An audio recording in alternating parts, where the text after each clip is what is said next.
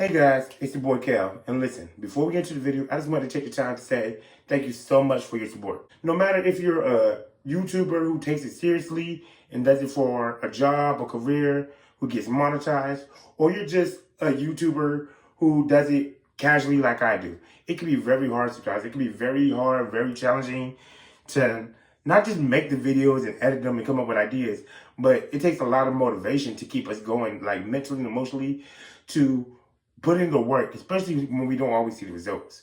But I just always wanted to say thank you. For the ones who've been with me since day one, since I first started my videos, thank you so much. You guys are true, you guys are the fam. And for the newcomers, welcome, hi, thank you. I hope that as you watch my videos, I entertain you, I make you laugh, I make you smile. With some videos I do, I hope I make you think and make you, find something within yourself mentally or emotionally or spiritually that you wasn't aware of before that helps you better in the future or helps you expand your mindset. And hopefully within the videos you watch, hopefully you find something that entices you to join the channel, subscribe. So again, I just want to say thank you guys. Like I said, no matter how many views I get and no matter how many subscribers, I just want to say thank you. Thank you so much for, subscribing to me, because thank you so much for supporting me and enjoying my videos. Or even if you don't enjoy my videos and you just want to support me, thank you so much for the love, you guys. Like, for real, thank you. Please don't forget to like, comment, and subscribe. I know I don't say that much in my videos, and personally, when I watch videos, when I hear people say that all the time, I understand it can be annoying. It can seem forceful and intimidating. But please don't forget to like, comment, subscribe. The algorithm is really crazy. Unless you support the videos by liking them, there's no way our videos can get viewed. But even if you don't like a video, comment down below why. Put a thumbs down so I know what type of videos to give y'all, so I can know, okay, maybe this ain't the video for them. Or maybe, you can tell me something in the comments about how I can make my videos better, or what I said or what I did in the video that turned you off from the video. But like I said, no matter what, thank you guys. I hope y'all enjoy my video. Smile, laugh, relax. Maybe grab a notebook, because the way I talk about certain things, you might learn something. Who knows? But again, thank you guys, and y'all enjoy the video. What's up, you guys? So look, right? With it being the month of October, we all know that it's Halloween month, right? And with that knowledge in mind, we have established, or we are establishing, that not only is it the month for spooky things like the paranormal, the supernatural, demons, monsters, spirits, ghosts, etc., but it's also the month for villains. So today, I thought for this week's video, I would give you a video going over some of my favorite villain moments in all of pop culture. So let's get into it. All she ever say is come and see me for once. Come and see me for once. You don't ever come to me. Yeah. You don't ever come to me.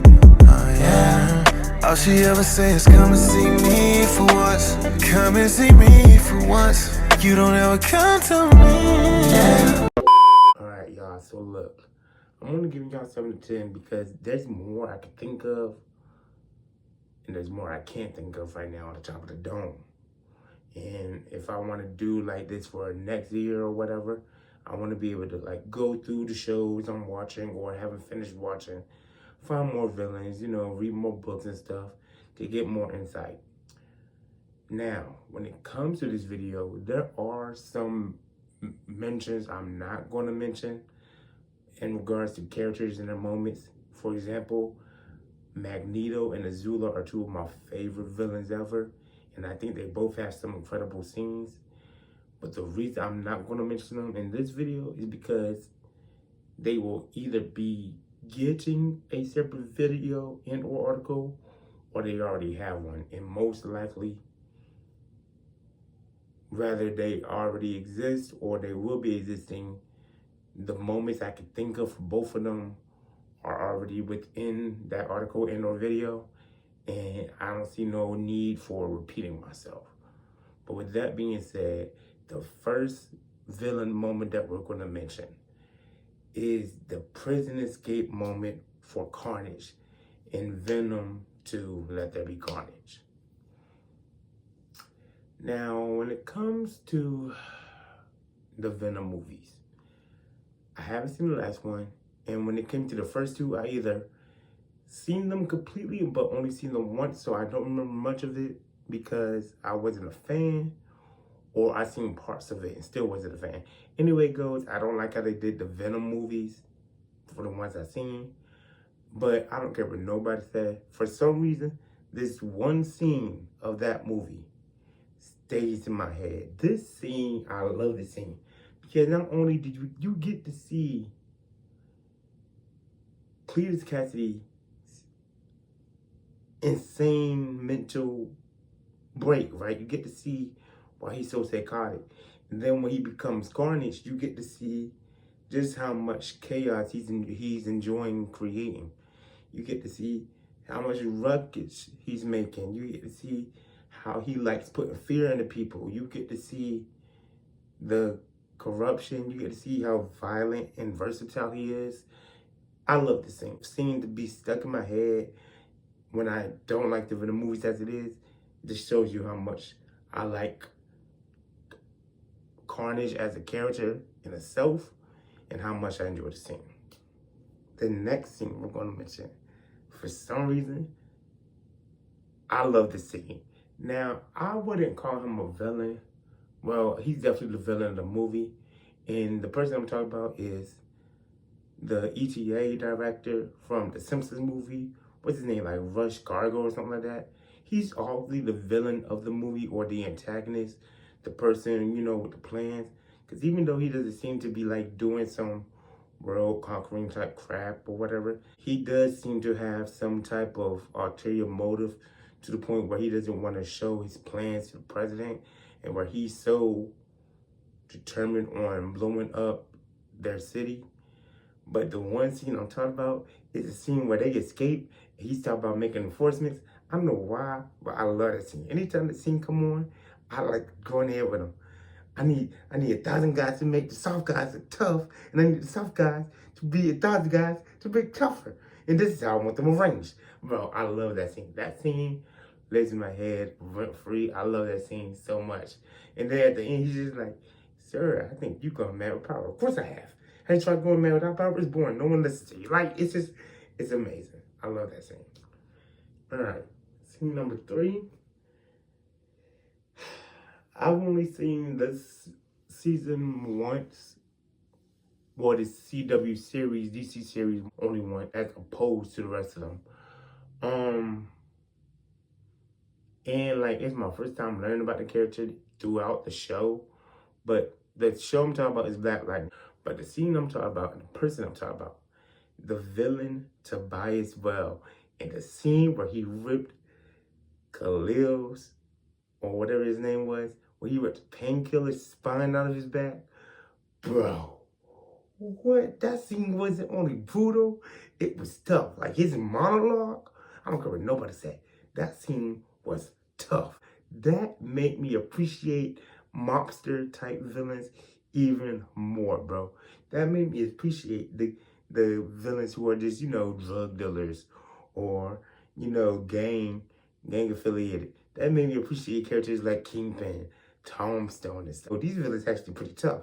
Bro, that scene right there, that scene was like a, oh shit. That was an oh shit moment. I love that scene. All right, the fourth one, I would really say is one of my favorite scenes. It's not a scene I really thought about until thinking about this video right here. But I would say she's one of my favorite villains. How about that? But the scene, I'm talking about the Madame Duval, whatever her name is, the villain in Madagascar 3. That no control lady? Bro, the one scene she had where she got locked up by the police, and the police better go check on her in the room. Bro, this scene was tough. 1, because it showed you how smart she was. 2, it showed you her dedication and persistence. It showed you how smart she was too, because the police came in looking for her and she wasn't answering. They mentioned everything that you could possibly think of that you have seen in a spy book or a spy movie. the ceiling, the floor, under the bed, under the sheets, and she was not there. And she did something that I've never would have thought of. I've never seen, never heard of in a book, never seen in a movie or show. So I never would have thought of it. Now, and you know me, I stay thinking different things. I never would have thought of it. She hid inside the liner, the linen, or whatever you want to call it, of the mattress. Bro. And then she was able to trap the police and still get away. What? That was genius. I love that scene. That scene for her, like I said, she ain't one of my favorite villains, but now that I think about it, that was probably one of her best moments in the movie. Love that scene. Speaking of scenes I love, and speaking of scenes that live in my head rent free, bro, y'all go think I'm crazy for this. Y'all go think I'm sadistic, a nihilist, or whatever. I don't care. Bro, this scene right here lives in my head rent free. So, let's try and clear this up, okay, Pumpkin? What hurts more? A or B? Forehand or backhand?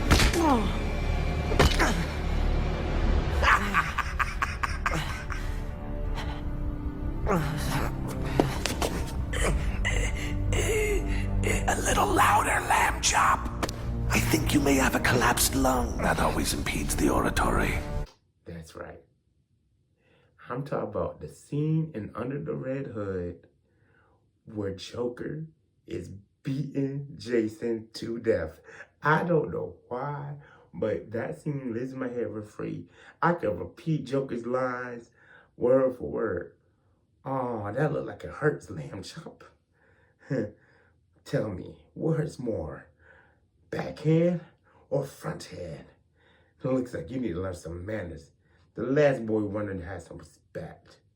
Looks like I'm gonna need to teach you some manners. Like, it's just, bro, I love that scene. Anytime I get mad or pissed off, why is that the first scene that plays in my head?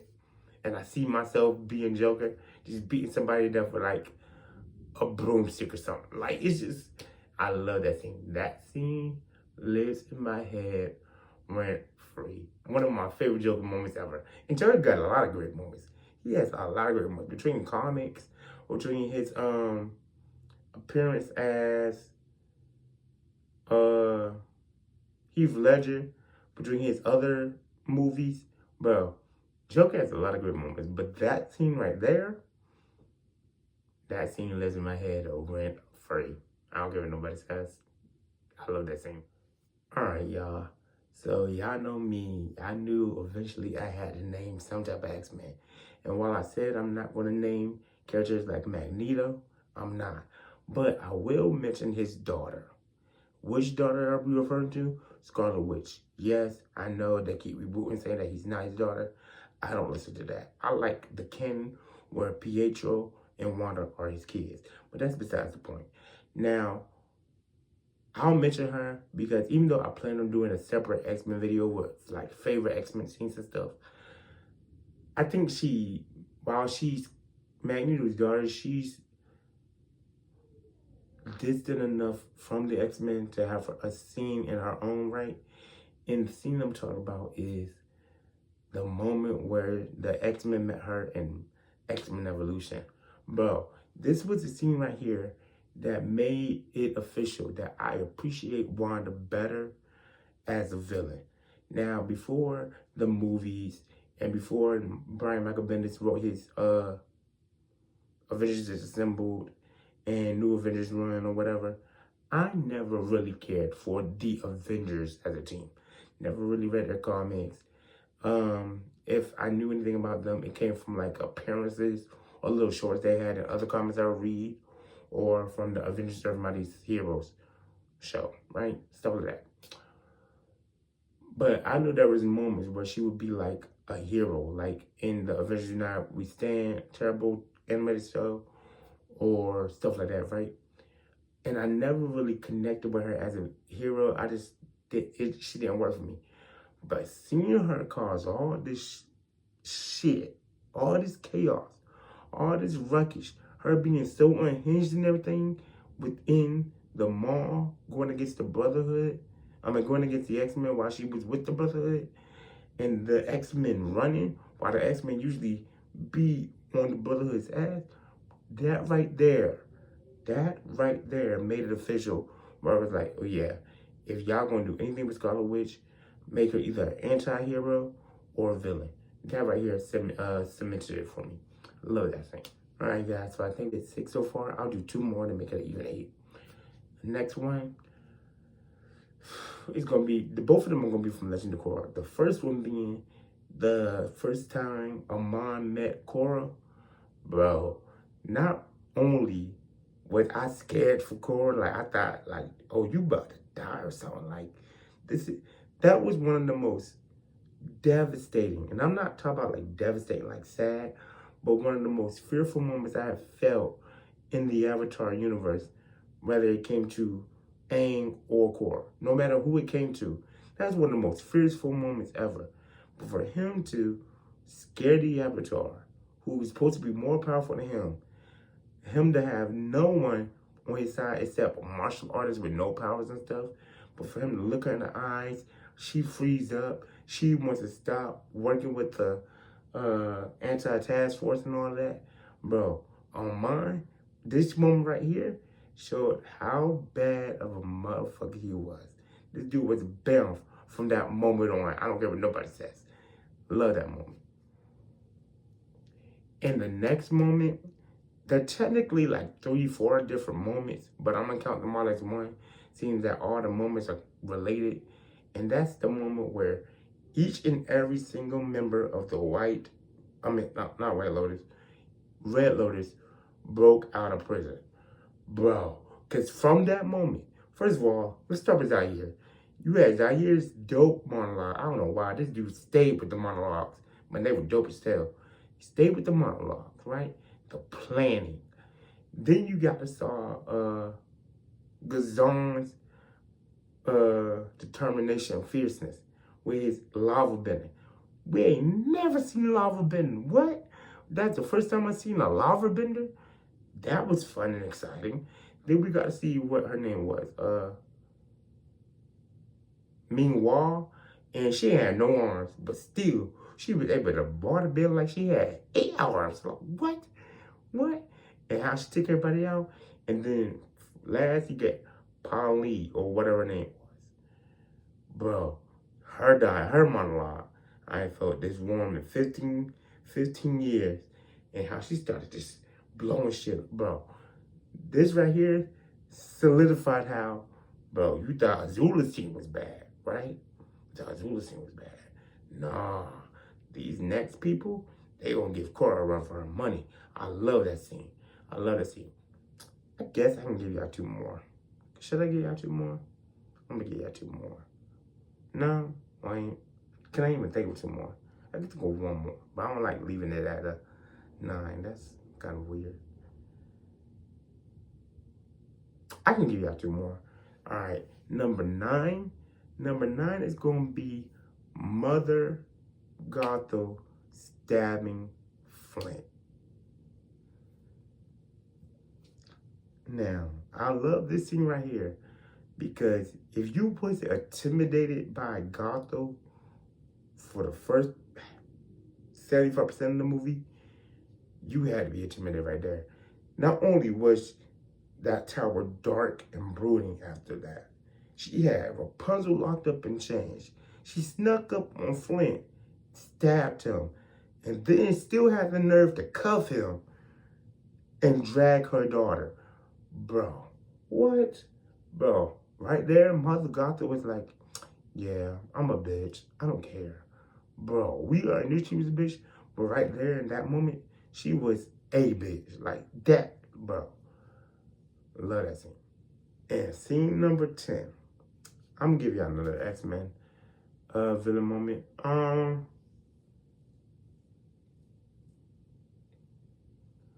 Another X-Men villain moment that I'm gonna give y'all. I'm not gonna give y'all a solo moment. I'm gonna give y'all a team moment that I didn't really think of when I was creating the list for the X-Men team. But I just thought about it now in X-Men Evolution, where we first get introduced to the acolytes of Magneto, where they all open up the spears and pop out of them, and you see each of them do their thing. You see like Colossus, armor up. You see Pyro being a pyromaniac like always. Sabretooth growling. You see Gambit playing with the cards, and they all line up so Magneto come through. One of the best assemblies and introductions for a villain team ever. I don't care what nobody says. I don't. One of the best, bro, right there, you could tell they was the boss. You could tell, oh, these niggas ain't playing. Like, bro, that was one of the best introductions for a villain team I have ever seen. But yeah, you guys, those are 10 of my favorite villain moments. The 10 I'm going to name right now for Villains Month, or at least the 10 I'm going to name for this year's Villain Month. Let me know what some of y'all, let me know some of y'all favorite. Let me know some of y'all favorites in my list. Like I said, I'm always watching stuff, trying to figure out more about comics, reading more comics and everything, so I can have more of expansion, more knowledge instead of the ones that, I'm already used to. But anyway it goes, y'all know what it is. I'm gonna catch you guys later. Deuces.